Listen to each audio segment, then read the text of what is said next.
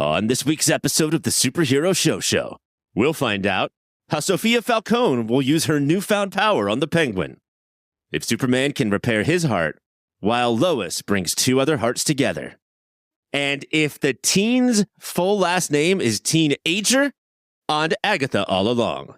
All of that and more on an all-new episode of the Superhero Show.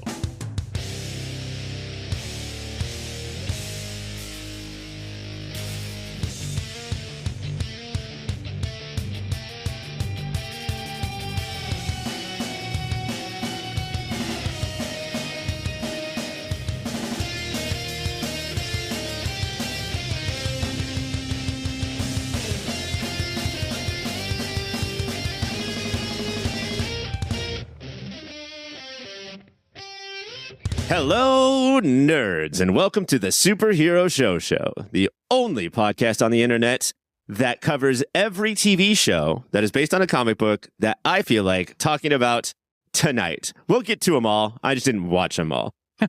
Because this is the week of Halloween. Ooh. We invited a ghost. Spooky, scary ghost, Greg. Greg, you are back from the dead. I died, but then I came back for one last podcast. And you chose Superhero Show. Yeah, I did. It was weird, but... You didn't want to choose This American Life or WTF? Well, I realized that I was already watching Penguin and Agatha all along, so I was like, might as well squawk about them now that I'm dead. And Mark Maron was like, we don't talk about that here Yeah. on This American Life. Get out of here, Mark Maron. Why don't you become a ghost? So how are you? It's been so long since we've talked. I'm pretty good. Yeah. I've been not watching the CW, which is a good feeling for me. I'm now up to like a couple different comic book shows. When I first left the show, You're like, never again. I was like, I'm not watching any of these.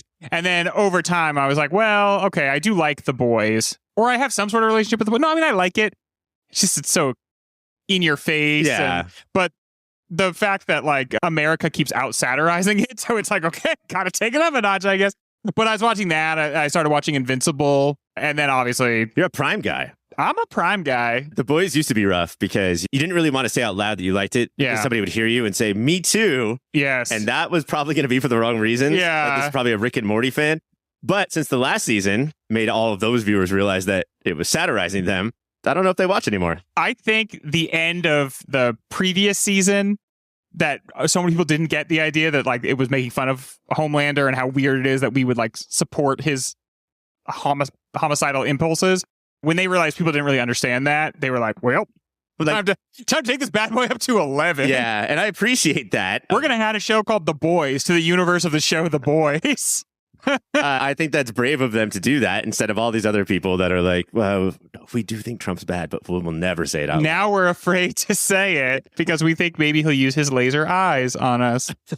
Which makes sense because we're actually on a different podcast together. That's true. Movie of the year. That's true. Rate, review, subscribe. Also Superhero Show if you can. We talk shit a lot about Trump on that show. And We do. I wonder if we're going to jail soon. We do. I mean, what is sort of fun about fascism is that we think of the one strong man as like the chief fascist, but actually he creates hundreds of thousands of little petite strong men, and they will help do some of that policing. So Yeah. we'll get to see. I'm sure Trump has heard, like Trump listened to probably the first 3 seasons of Movie of the Year and he was Yeah. like, it went off the rails after that. But yeah, he will have other minions. Loved their Fight Club episode where they said that it gave birth to the alt-right. I applaud that.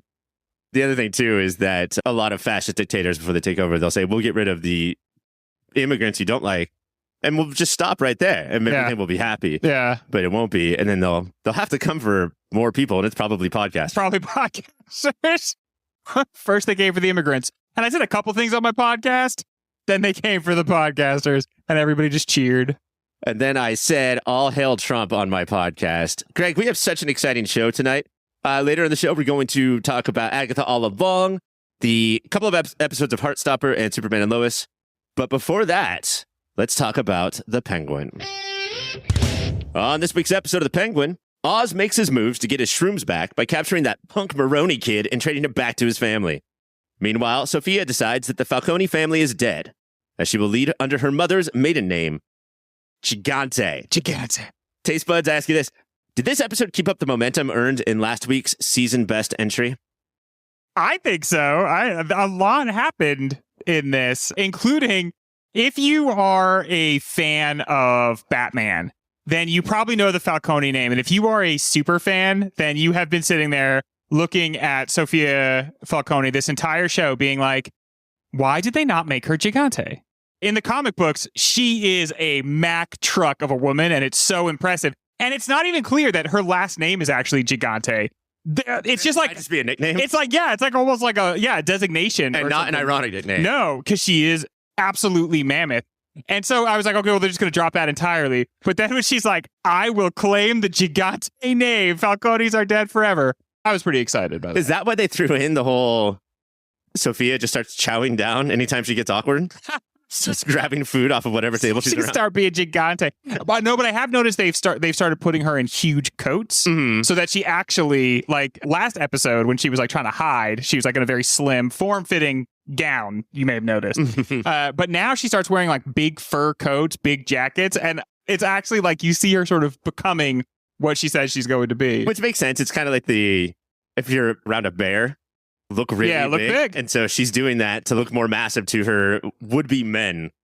I don't know if you've been talking about this on this show, because I've been dead. Right. How do you see this interacting with the Long Halloween? Do you think it's just using a similar set of characters, or do you think that they're kind of doing an extremely modified version of Long Halloween? See, I think that this is perfect. The Long Halloween is almost so set up for comic books because it's 12 holidays and 12 issues. Yeah. Like, it would just be weird. Also, when I say Long Halloween, I also mean the sequel, Dark Victory. Yeah. Not because of any pretentiousness or anything, but because I have a really hard time keeping them separate. Sure. And because they kind of... Dark Victory does finish the story of Long Halloween in a lot of ways.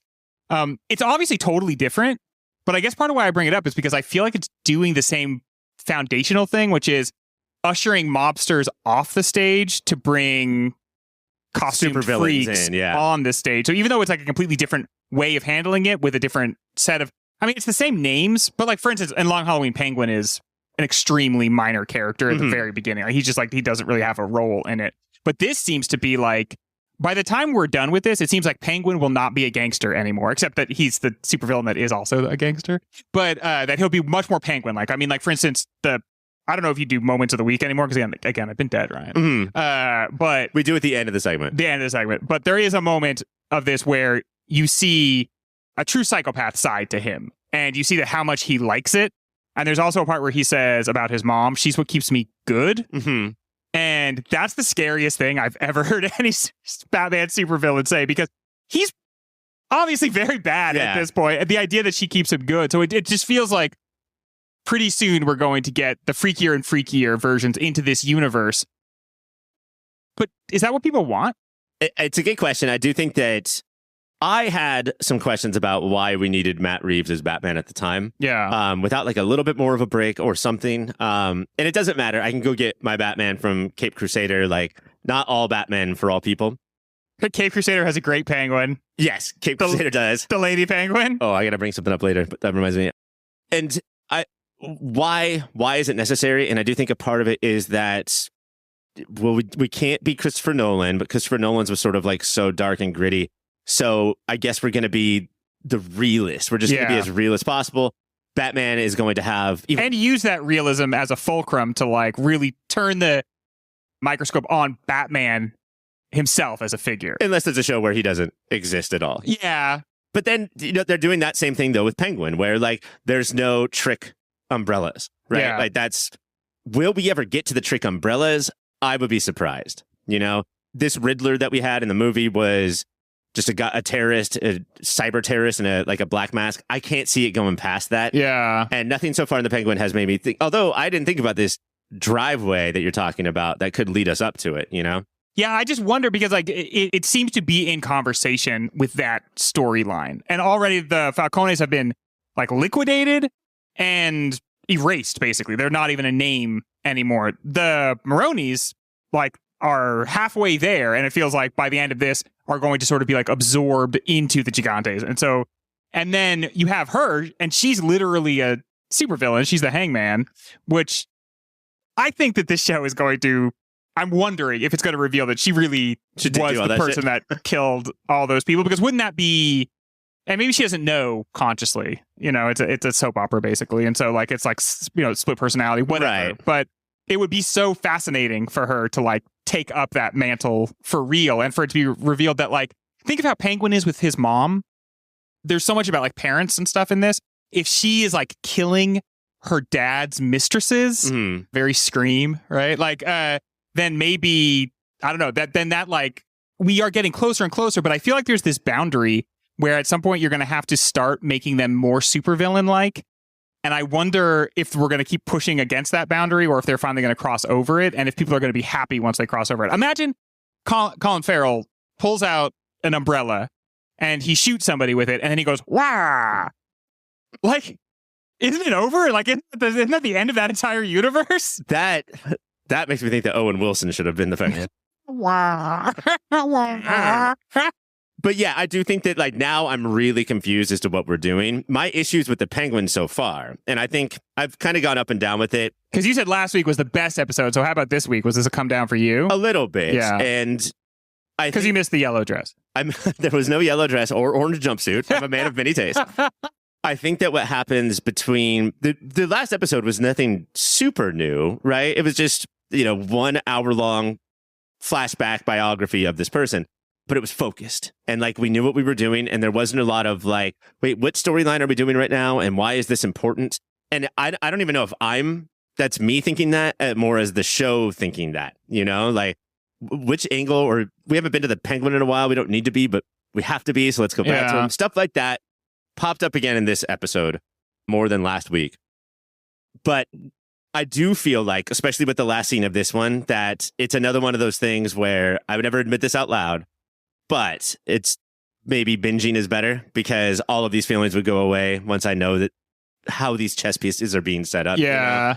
With that last scene of Sophia and Sal Marconi coming together, and now we know what our big battle is going to be. Okay. I feel better about everything going on. I thought you were sometimes it's rough to get through that hour. I thought you were talking about, I think what the actual last thing is, they do my favorite thing that all comic book and like superhero stories do, where they're like, there's this used subway terminal under the city that only I know about.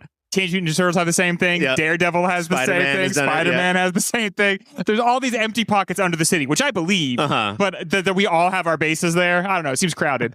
But Penguin is going to like set up shop there to grow his shrooms. I could not get over how much all this drug talk was around shrooms. I know. Not that true, because shrooms are a big drug, but like, do you think anybody has ever been murdered over shrooms? And my favorite part about it, you stole my shrooms, is they went from shrooms and they were on eye drops. Like eye drops, thing of the past, for going to full shrooms now. They don't want to talk about real drugs. Like nobody in this universe does heroin, like, or snorts cocaine. And I think that's part of my issues too, is that again, it's having a hard time. I don't mind if they brought out a umbrella gun. Yeah. I really don't. I just, this thing that so many comic book shows have, where of having a foot on either side of the fence, which is rough for your nuts. Yeah, dude. The fence is right in there. We want to be gritty and taken seriously, but we just can't go all the way. We have to have some dumb stuff, but the dumb stuff isn't comic book dumb. It's just illogical, dumb stuff. Like shrooms. That's what we're doing here.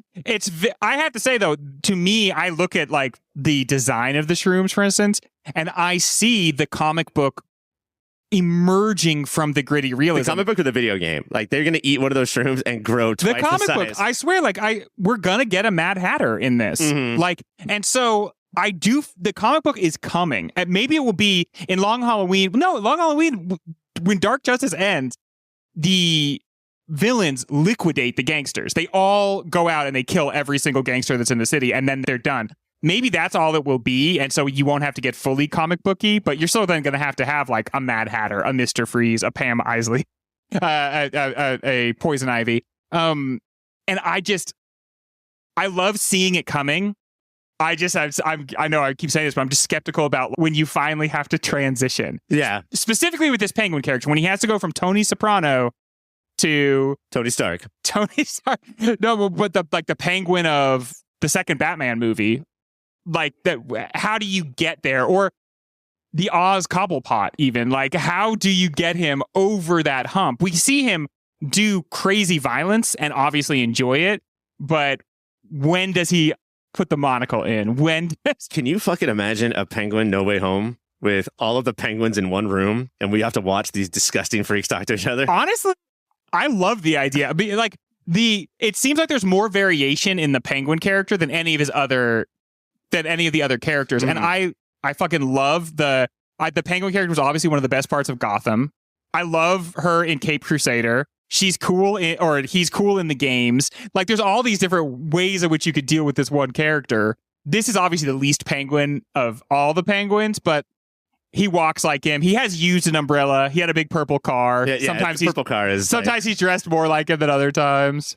Did you read Tom King's recently ended 12-issue Penguin maxi series? No. Okay, it's fucking dope. The solution is right there in that comic. If I can spoil a middle issue, the Penguin it's pretty grounded. I think it's in canon, but like it's much more grounded. I feel like Batman, it's hard to tell when you're in canon. Yeah. When you're out. But Tom King likes to do these like real deep introspective dives into one single character for 12 issues. He started Marvel with the Vision, and then all of his DC work has been awesome. But in the Penguin, it's so quickly explained. He is a gangster, just like in the show, for 6 issues, and then realizes something, especially as the rise of supervillains starts to happen halfway through his career, is that if the cops are coming right now into my club where I'm a gangster, they're clearly going to get me. If they bust me, they're going to take me to Blackgate and I'll never get out. If I put on a crazy costume, they're going to take me to Arkham and I'll be out in 2 weeks. See, that's a great solution. Yeah. The other thing I was going to say was just branding. He just realizes that, like, because more and more it's become very common, but Long Halloween is specifically about this, which is like, wait, you put on the bat costume because we're this way? No, we put on these costumes because you're this way. We're a reflection of you, not the other way around. And I was thinking he would just see the branding of Batman and he'd be like, he's already met Batman, obviously, in this, but like, he would realize that's what I'm missing. Like, people, you think of me as the driver still, because now Penguin, that's a derogatory term, right? Right. He got that name being her driver, basically. And I think in the movie, he feels like a little bit more of a big deal than he is when you see him in this show. Yeah. He's just like nothing, basically. And maybe he realizes he needs a brand, but I like your thing even better because... Me and Tom King. You and Tom King, yeah. Because the layers of deception with this character, I think, are going to become more and more clear as the show unravels. But like, I think, for instance, everything he's doing with what's his stuttering? Vic. Everything he's doing with Vic is to just serve him up at some point. Like, he's just going to betray that guy. I'm a victim. Yeah, victim, basically. I mean, I think that's what his role is. And I think we're supposed to be like, holy shit, because he keeps telling these stories from people in the neighborhood, his own brothers. Eventually, most of these stories so far, and I think the story of his brothers, is the end of each of these people. He betrays everybody that he's in contact with. And so I think eventually... he's too dumb to not realize that you're telling this to the one person you should not be talking to.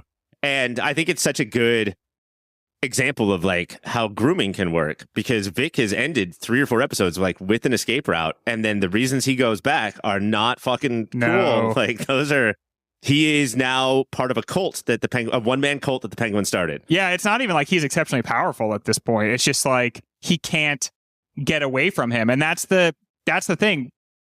Penguin is such a proficient liar.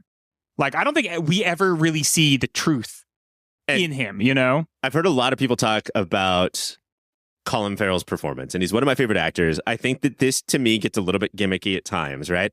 In a fun way, you know, like closer to Tom Cruise from Tropic Thunder than Heath Ledger from Dark Knight, right? And that's totally fine. But where Colin Farrell is fucking amazing is, and you can barely just see it in his eyes, is how in every scene, or almost every scene, the Penguin or Oz will realize for 1 second that he is still just skating on the thinnest of ice lie bullshit. Yeah. And if he can just skate to the other side, maybe it'll be okay. But then there's another patch of thin ice. And this is how he's going to spend the rest of his life, is doing this. You know, whether it's to Vic, Sophia, his mom, it doesn't matter. I just need to get through this one conversation and then it'll all turn around for me. Like, this is like how addicts talk, how gamblers talk, you know? It's the true bullshitters idea of, I'll just get through this one conversation and then I'll bullshit my way through the next. And if under that you have a complete shamelessness, it is very powerful. He will never admit when he's beaten. He will never admit when he is like caught. He just keeps pushing forward. And honestly, we don't do a good job dealing with that. If somebody keeps professing that they're innocent, even if we know they're guilty, it wears us down a little bit. Yeah. And when he says, I think it was that guy, we're like, you know what? Let's just go kill that guy. Yeah. That's fine. And it's like so many people have seen you betray people. Like they've seen it happen. You tell stories where it happens. And you don't even realize it until the person asks you what happened to that guy. And you're like, oh, well, I had to inform on him. That's why I love this lifestyle. Even at the end, Sophia and Sal, I mean, we didn't get Sal's answer, but I think it clearly has to be yes. Otherwise, the whole underworld goes away.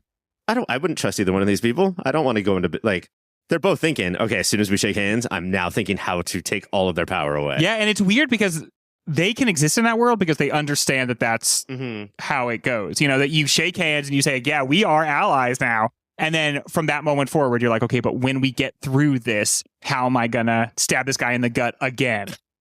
You take the book, The Art of War, and before you read it, you throw it right at their head, and then you win. One thing I want to talk to you about before we get out of here is you brought up Oz's mom earlier. What do you make of this relationship? And is she different than... She's not a serial killer like Sophia's dad is, but she feels like she is propelling this crime career through guilt. And I think she's excited about the necklaces and that she really does believe that she will have the life one day. Yeah, I mean, I think she's, this like classic sort of like almost like a Roman character, like Livia from Rome, who's like, my power is going to be like wielded through my husband and through my son. Cersei. Yeah, and if like whatever he's able to accomplish, that will be like redound to my glory. And so my love is conditional, and it's conditional on how well do you rise up through the ranks of this organization? Like, how can you restore me to my former glory? And I think that like she grounds him in a way, but also motivates him like constantly to be reaching and grasping, and then it's never enough, and like in this episode, she has to go to Crown Point because his like grasping causes them to have to go to the mattresses, and she's like, this is awful, I hate you, climbs into bed with her, and then she makes him leave bed because he's been a bad penguin boy. Very Octopus Rex. Very Tony Soprano and his mom vibes. Like, obviously this warped relationship with his mother. Yeah, you said Livia from Rome, but isn't Livia Tony That's also the name of... Yeah.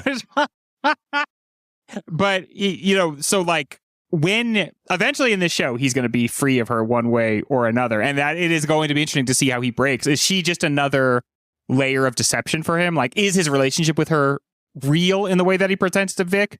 Because I sometimes feel like he invites people to imagine he has weaknesses that he doesn't have. So focus on the stuff that doesn't exist. So here's my partner, Vic. Right. And then Vic gets trapped, and I can just say, I'm done with him. Here is my mom. Don't let Vic never let anybody know about my mom. And then it appears he has that weakness. And so people like latch onto that. And then if it's not a real weakness, then you don't have to worry about it.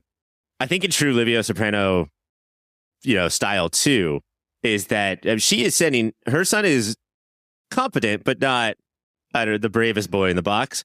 I think that she either consciously or subconsciously knows that she is either sending him to be the king of the city or dead. Oh, yeah. And she knows that, like, that's, if he's not the king of the city, then be dead. Like, she knows that he will most likely be dead because of the guilt and the strategy that she's giving him. Yeah, she's like the dark side of patriarchy for men, which is like, I am going to say to you as a woman, okay, you obviously wield all the power as a man, but then if you fail in that, you're dead to me. Right. Because that is your responsibility then, is to wield that power and to rise me through the ranks of this organization. And if you can't do that, then I obviously don't love you, like, and I don't have anything for you. But if you can do that, and then there's the other element where it's like, she doesn't know when or where she is most of the time.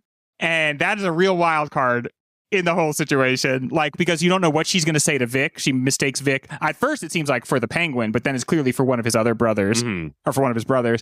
And then she will snap back into it hardcore. But there are moments where he also walks into that house, and you think when Vic goes to check on her, you are sure for a moment she's dead, because like the house has a strange hum. There's like a hissing pot on the stove. The fridge door is just open because she's forgotten that she's doing all these things.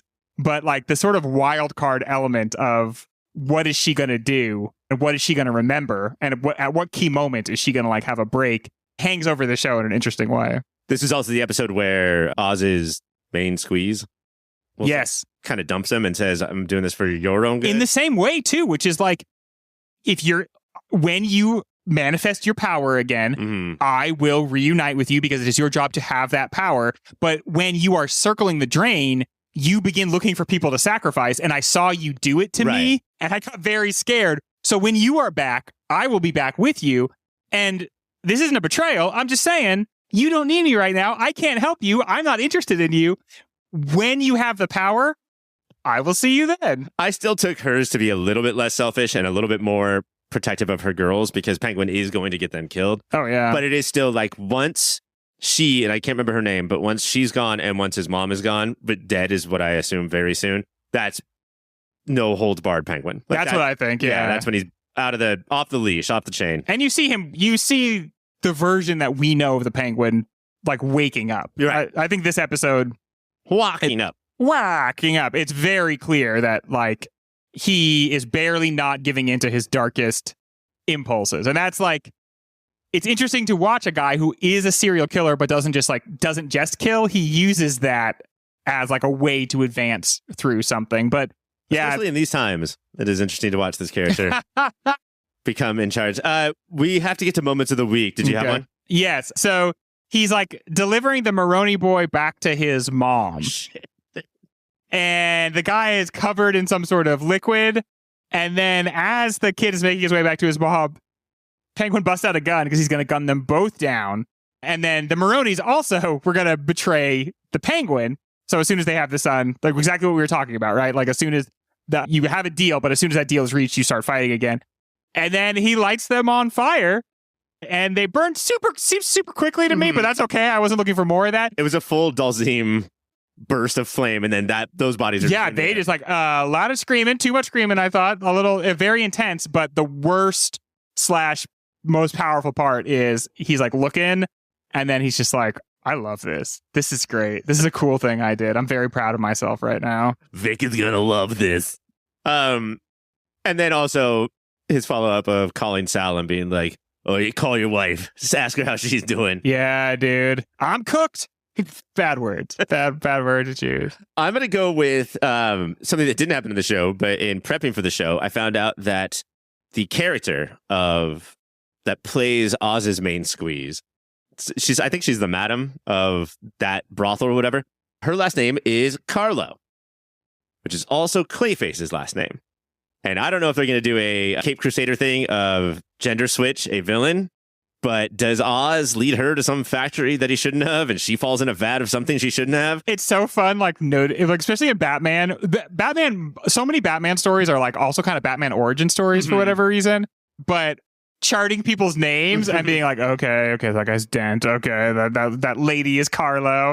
Oh, it's very fun. I don't know if they said it and I missed it, but this was on IMDb. It was like, oh shit, this is her. Look at her last name, right? Yeah. Didn't remember the first name. Didn't clock that at all. But her last name is Carlo.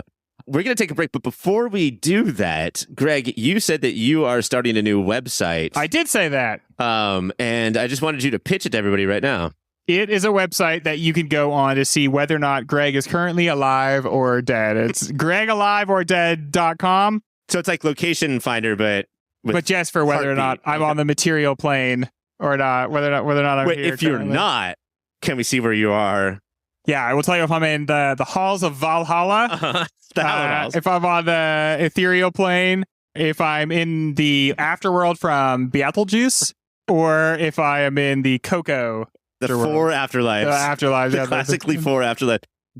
I think that sounds awesome. What's the URL? gregaliveordead.com. Perfect.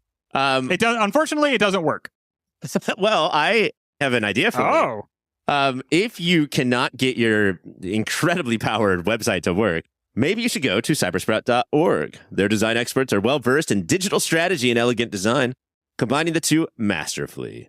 Working hand in hand with you, Cybersprout focuses on collaboration and goal-driven design to help make sure your website reaches the right customers. Your customers are... like my friends and family, I suppose. And do we have to pay to see this? Well, yeah. Subscription? Is there a subscription? Subscription-based service. Subscription model, guys. Cybersprout provides tools and training that make managing and tweaking your business's website a breeze. Once again, that is cybersprout.org.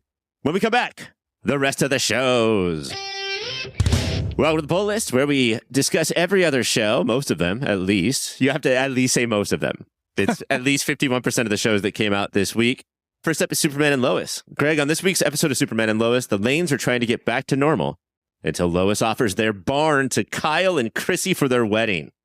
Tasty Greg, I ask you this. Do you know who the fuck Kyle is? I do not know who Kyle or Christy are. I'm sorry. She doesn't matter. Not for this conversation.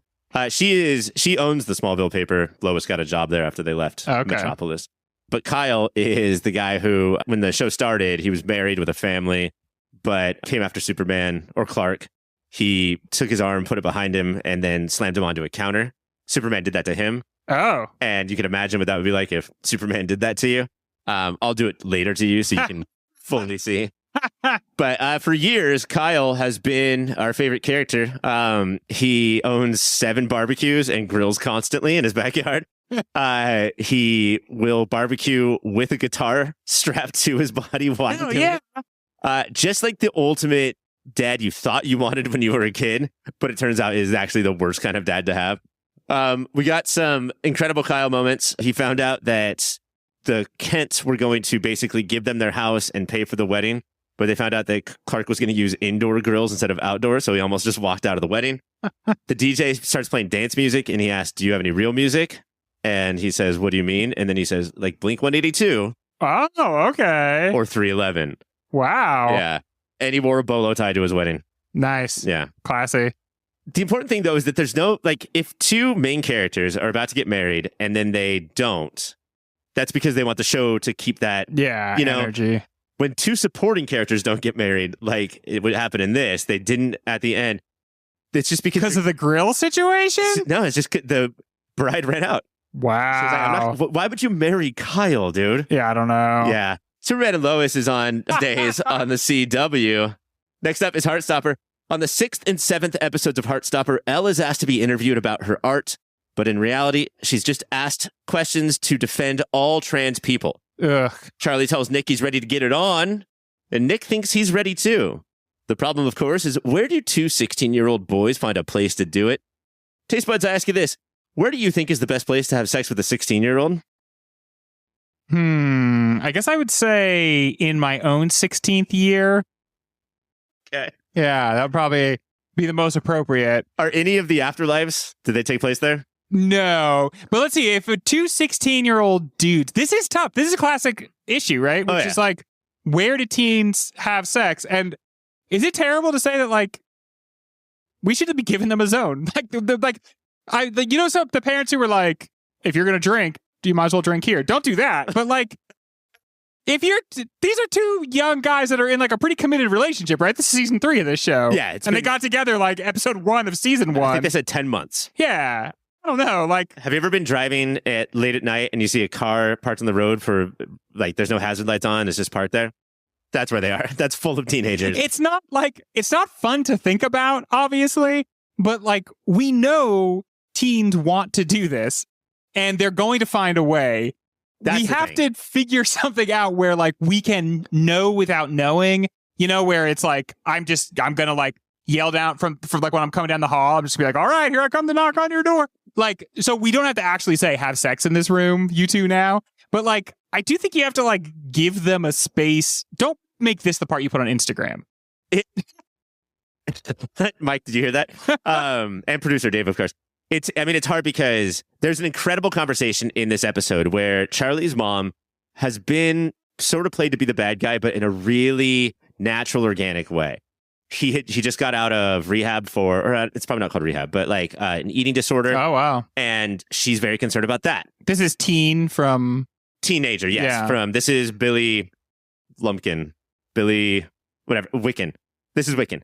And so she's very concerned about that, but also she's not been super great at handling the whole gay thing. Yeah. Not homophobic, but you know? Yeah. And so Charlie, Not homophobic if it's somebody else's kid, Right, but when it's her kid who wants to have sex with his boyfriend, suddenly she's like, you know what? This is bringing out some stuff. whatever other children of other parents want to do in the privacy of their own home. Yeah. So he comes up to her in the kitchen and says, I want to, Nick's parents, my boyfriend's parents are going to be gone for the weekend, and I'd like to spend the night over there. And she's like, I don't know if that's a good idea based on what's been happening recently.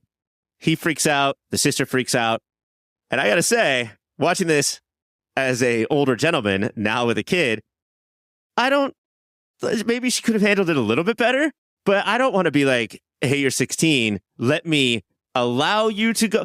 You're going to find the place, buddy. Yeah. We all find the places. Yeah. Please don't ask permission from me. Yeah. Like, I want to talk to you about it before, after, whatever. But like, I can't just say like, sure, have fun. That's what I was talking about. It's like, we have to do this weird knowing and not knowing It's thing. a dance. Yeah. And because it's like they do need a space where they can do this. They're two young people passionately in love, and 16 is not in the current social situation, is not comfortable, but that's when you're 16, it seems to make a lot of sense for you to have sex with your 16-year-old boyfriend.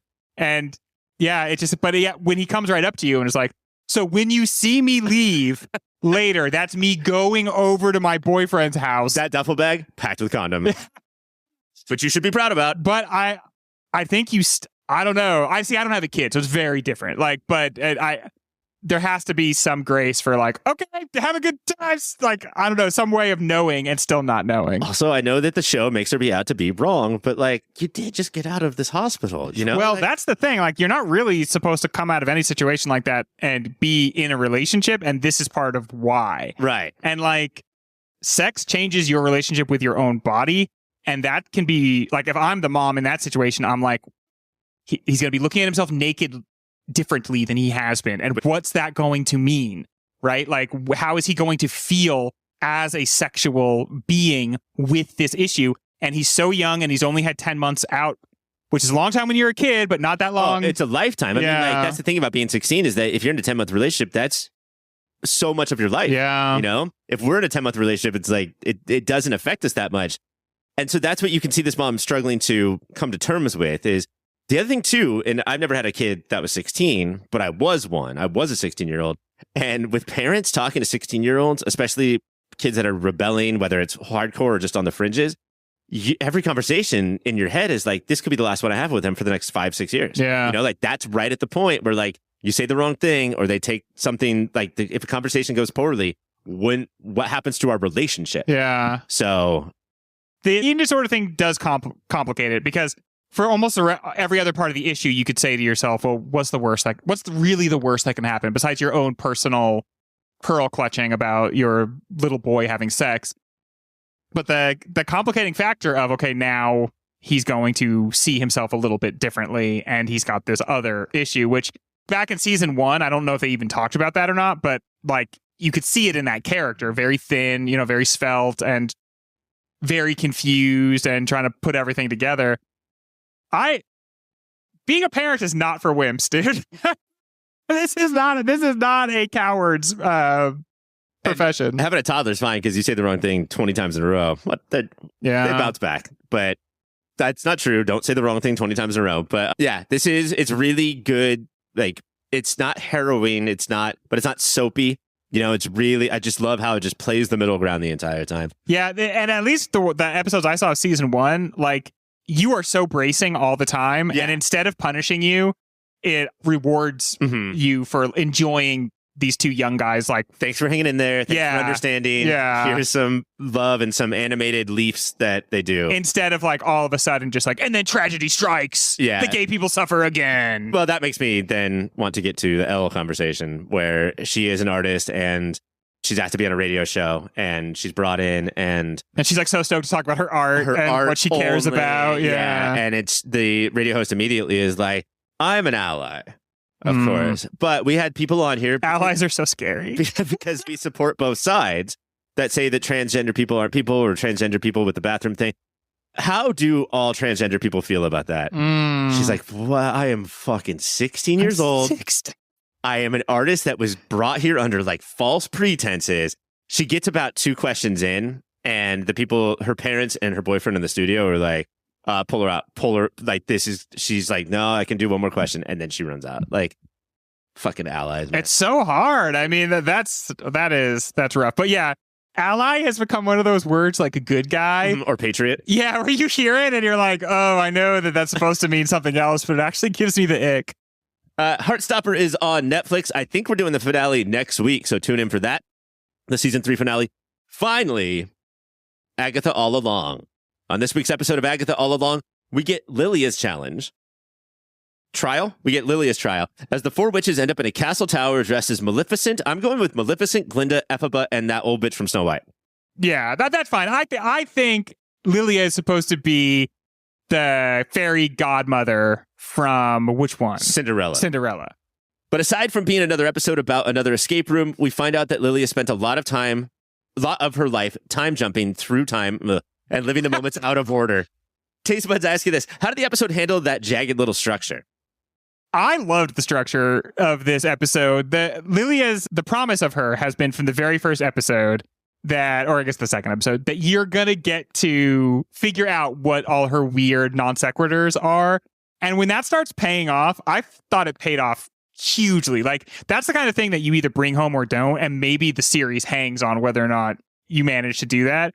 And I thought it was awesome, including, I can't believe how emotional the episode was, especially because it did go all the way back through all of it. And in fact, one point we go back to, like, let's say episode 2, and we hear Lilia do a non sequitur, and then halfway through that one, it cuts to save Agatha, and then she's in a different place where we watched it in a different episode. Yes. And Agatha's like, well, I appreciate that. Thank you. Like, here's why I loved it. Marvel, everything has been such trash. And by that, I don't, like, it's painting with a broad brush, but what I mean by that is, like, so hacked together by whatever writers are available at the time. And just this Lilia plotline and the structure of this episode proves just a little bit that a group of writers came together and spent an entire time with an entire show. Yeah. And I haven't felt that very basic, very common TV feeling in a long time with MCU stuff. Yeah, the like attacking the writer's room and cut it down so that there's, like, it costs nothing, as if writers are the most expensive part of the show anyway. But yeah, it's a high wire act to pull something like this off. And then I would say that's only half of the risk this show takes. The other half is, what did you feel about the reveal of Rio as Death? And what does that mean going forward for the Marvel universe? I don't know. As a reader of the comic books for 30 plus years, I don't even know what it means in the comic books. You know, like, I've always sort of had a hard time dealing with the living tribunal, but also these Asgardians, but also Death. And I just, when that happens, I just, like, find a Daredevil or Spider-Man story to read and just, like, calm myself down a little bit. That's how I am for Marvel too. Like, I have spent very little time amongst the Marvel stars. I've spent a lot of time on the mean streets of, New York, Hell's Kitchen, like Astoria. I've been to these places, Brooklyn, Yancey Street, right? But, like, yeah, you one of those Yancey Street gang members? But I guess, and so I don't know that much about Death either. I know that she's the sister of Sleep, right? But my big question, really, I do know one thing, and it's the only thing anybody knows about the character Death from the Marvel Universe, which is that Thanos fucking loves her. Thanos was not around to meet Death, and that's the funniest part. The whole Marvel looked around, right? And they went, okay, we tried something new, and we fucking fell on our asses. So we're bringing back Robert Downey Jr. You think Josh Brolin's Are they going to bring Thanos back so that with his crush on Death? I mean, that's the only reason I could think you would bring Death into the universe, not onto the show, into the universe, is to have her be Aubrey Plaza, be a major part of the universe, and then fucking bring Thanos back. That feels way outside the ambit of this show or whatever, but that's just like... But I mean, like, if Death is conquered, which she can't be, right? At the end of this show, then is she pissed off so much that she goes back to her neighborhood, right? Her Yancey Street, right? And finds Thanos. They trap her in a crystal or something, but she uses especially because, and we'll get to the ending later, but especially because the 7 sisters, the harem or whatever, the covens, that was supposed to be the big bad of the show, and they're gone now. Yeah. So are they looking for a new one? It should be Death, and what's going to happen with Death? Super interesting. I want to talk about the tarot game. The way that it's laid out, and maybe this is why the structure was okay, did she just say with all these spots that this is Joseph Campbell's hero's journey? And she just laid down cards so we could all understand how the story is working finally? Here's the main character. Here's their first quest. Here's their wants. Here's their trials and tribulations. Well, that's the beautiful thing about tarot is that you can think of it as a way to read the future. But as she accurately says, tarot is a sign of symbols that we use to read ourselves. Whatever your sort of like informed feeling is about the card that you see in tarot, that lets you see some part of yourself that like is unexplored to your conscious mind in a way. And so, yeah, I definitely think like what is so great about telling the future in a story is that it can be done, right? Because you have people who are actually deciding the future. But that like sort of link between reading, and I've always loved that it's reading tarot, reading the future, is that there's a link there in between like the act of fiction and then the act of like prophecy and stuff like that. And so I like it quite a bit. And yeah, I think it's archetypal, right? Like, I mean, it's that deep unconscious. So yeah, I think it is supposed to be like Jungian in that way. And I did love how tarot is always so hard for me to like, get a grasp on because I just don't understand the terms. But the way that this was laid out, literally and figuratively, like really helped me understand everything that was going on, which was vital for the turn. Yeah. Where she literally turned the upside down tower to be right side up, and then everything fell, including her sacrifice. That fucking part ruled. But I have to also give a major shout out. She was so cool in this. The tower inverted, and then she falls, and everybody falls in the swords, and what a badass she is. And like that falling being like foreshadowed. But dude, major shout out to cool old Sicilian witch. Man, I assume it's too Mike's on the show because I assume that's like his great grandma or something. All of his grandparents, yeah. Oh man, but that is one of the coolest characters of all time. She is like Bene Gesserit, just out of place, like having this kind of like eternal conversation with one of her students. Who's that old witch character from children's books? Which she's got like the big nose. Do you remember? No. Okay, I'll remember before we're out of here. Yeah, and then I did want to bring something up though. Great episode, I think. Great series. We have 2 more left. I think we're covering both of those next week as well.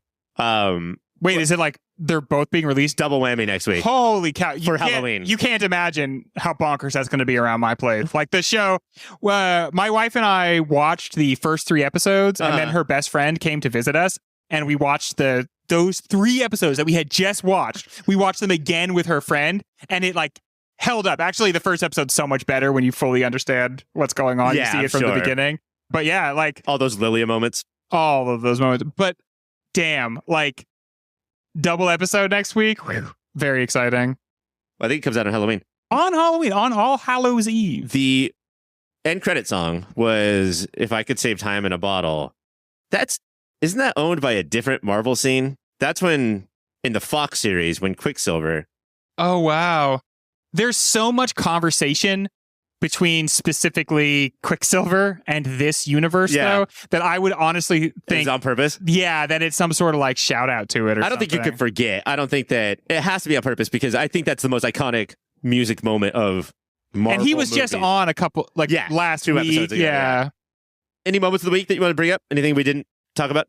When it all comes together and you see what Lily has been going through the entire time, again, that's the moment of the show. If that works, we've got a successful show on our hands. If it doesn't, then the show is going to be flat. Yeah, if this is the last we see of Patti LuPone, I want to point out like stunt casting, right? This is a Broadway legend who we're going to cast as a witch here. Incredible idea. I think that she killed it, and it wasn't that like there was this huge range asked of her, but always played her moment to the right tune, to the right degree. And just her walking out, she shuts the door on Sashir Zamata, right? And because she knows she's going to face the 7 members of the coven. And just her whole thing of like, well, I've heard that after your trial, if you stick around a little bit, bad shit's gonna fucking happen. Just absolute lord. All right, that is Agatha All Along. It is on Disney Plus on Thursdays. Tune in next week when we cover the penultimate and ultimate episodes. Greg, what a good episode of this show. What a fun time. I'm glad I came back from the dead for just a little bit. We both did our Patti LuPone impressions. Those will be cut, obviously. We did, obviously. You probably didn't get to hear them, but yours was quite good. I was surprised. I think it's because you sold out and really went for it. If you want to go to a website, go to popfilter.co. That's where you can get all of our stuff. Make sure that you subscribe, rate, and review Superhero Show on iTunes. The subscriptions are really important, guys. Go to Instagram and follow us at Your Pop Filter. Go to YouTube and follow us at Pop Filter Co. And then, of course, email us at contact@popfilter.com. Next week, like I said, Agatha All Along wraps up, but also we begin the fourth season of Spider-Man, the animated series. For Greg, I am Ryan. Enough said.